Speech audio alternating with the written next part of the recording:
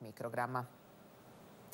Naknade porodiljama i radno angažovanima preko Centra za socijalni rad u Zaječaru kasne više meseci. Zbog toga su se danas ispred ove ustanove okupile majke i novopečeni očevi kako bi na ovaj način izrazili svoje nezadovoljstvo. Poslednju naknadu od 15.000 dinara koja je kao porodilji pripada Milena Pešić iz Zaječara primila je za avgust mesec prošle godine, odnosno, kako kaže, pre 5 meseci. S obzirom na to da je nezaposlena prihvatila i program za radno angažovanje, ali ni za taj posao još uvek nije dobila novac. Novca nema ni dinara. Da li su vam ništa isplatili za sada? Ne, ni dinar.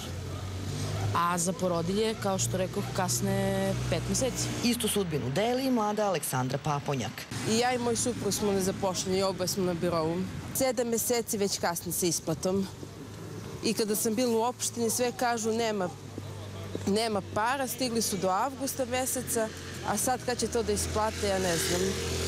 Čak su nam obećali povećanje na 30.000 u vreme glasanja, međutim, ni do toga nije došlo. Zbog obećanja gradskih vlasti da će naknade porodiljama biti ubrzano isplaćene do kraja marta, a koje, kako tvrde, nije ispunjeno, Milena i Aleksandra su se danas pridružile, kako kažu, nezadovoljnim Zaječarcima koji su došli po svoj novac.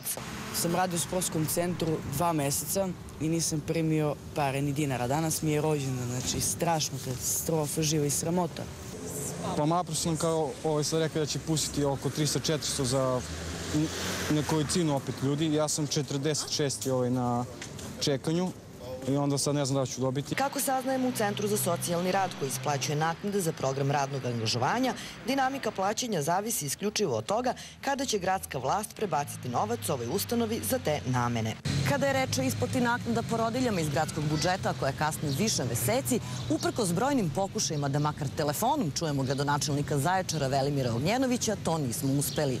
Zašto naknade kasne skoro pola godine i kada novopečene majke mogu da očekuju prvu uplatu, pitanja su na koja smo danas ostali bez odgovora. Za vesti B92 iz Zaječara, Sonja Kamenković.